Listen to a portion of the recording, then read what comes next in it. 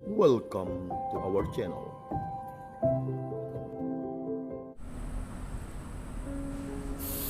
Kata orang kusta yang berlutut di hadapan Yesus, "Kalau engkau mau, engkau dapat menahirkan aku." Maka tergeraklah hati Yesus oleh belas kasihan, lalu ia mengulurkan tangannya, menjamah orang itu dan berkata kepadanya, "Aku mau, jadilah engkau tahir." Salam pada semua pengikut Riak Sabda pada hari Minggu biasa yang ke-6. Injil ini dari Injil Markus. Dan juga hari ini kita merayakan Hari Valentine, Hari Cinta Kasih. Nah, ada dua hal yang saya mau sampaikan. Yang pertama, apa yang kita bisa belajari dari orang kusta? Orang kusta itu tidak takut mendekati Yesus. Nah, sebenarnya orang kusta itu harus menjauhkan diri. Ada aturan-aturan yang haruslah mereka punya pakaian yang kotor-kotor dan rambutnya begini-begini, dan najis supaya orang lain tuh pergi. Tetapi karena ya ada keperluan besar dan ia tahu bahwa Yesus bisa lakukan sesuatu, ia tidak takut mendekati Yesus dan berlutut. "Kalau engkau mau, saya bisa sembuh." Kadang-kadang kita seperti orang kusta juga. Kita merasa kotor, dan menjauhkan diri karena mungkin orang lain tidak mau menjadi dekat kepada kita. Kita merasa kita kurang baik, kurang pintar, atau bukan seperti orang lain. Tapi orang kusta itu tidak sombong. Ia minta tolong. Itulah yang kita bisa belajar dari orang kusta. Minta tolonglah, jangan menyedirkan diri, menjauhkan diri. Nah, apa yang kita bisa belajar dari Yesus? Ya, sebenarnya orang Yahudi harus menjauhkan, karena ya siapa yang menyentuhkan orang kusta menjadi najis juga, tidak layak pergi ke tempat ibadat, apalagi bait Allah. Tidak, karena dulu tidak ada sepertinya obat untuk sakit kusta. Tetapi apa yang dilakukan oleh Yesus? Ya, tidak menjauhkan diri, melainkan menjamah orang itu. Menjamah. Itulah,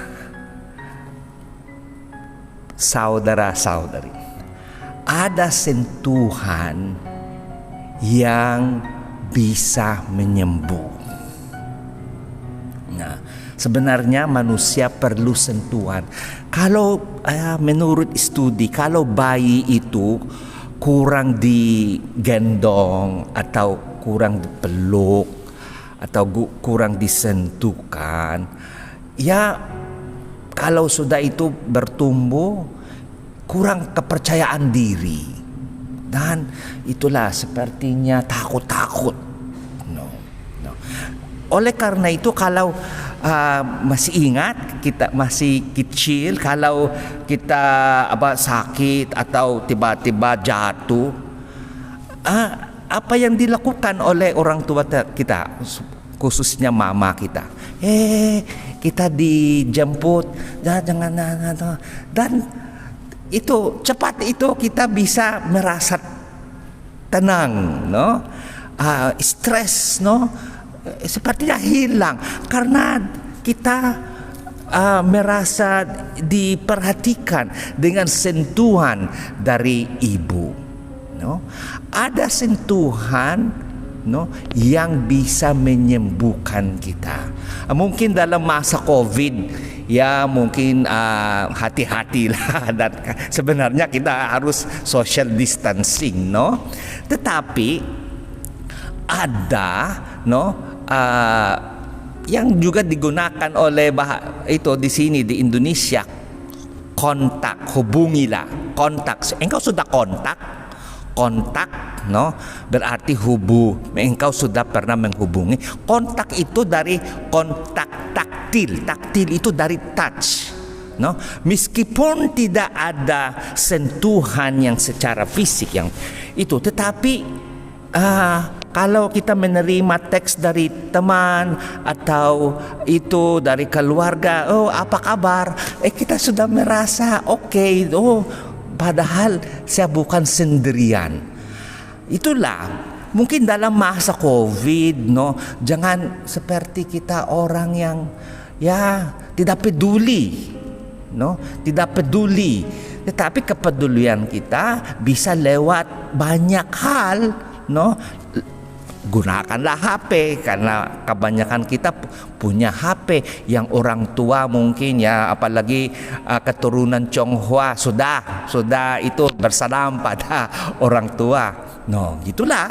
Dan kalau ya masa COVID-nya pacaran tuh beda gayanya itu, no. Ada sesuatu yang kontak itu bisa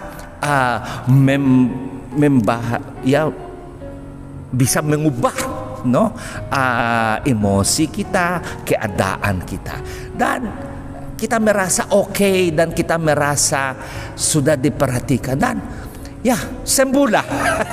Kalau sembuh dari kesedihan, sembuh dari perasaan bahwa kita kurang baik, atau mungkin orang lain tidak pernah memperhatikan kita, itulah yang kita bisa lakukan, no.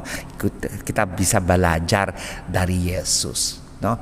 Bagi orang yang belum ada pacar dan mungkin merasa sungguh mungkin seperti orang kusta, saya sendirian.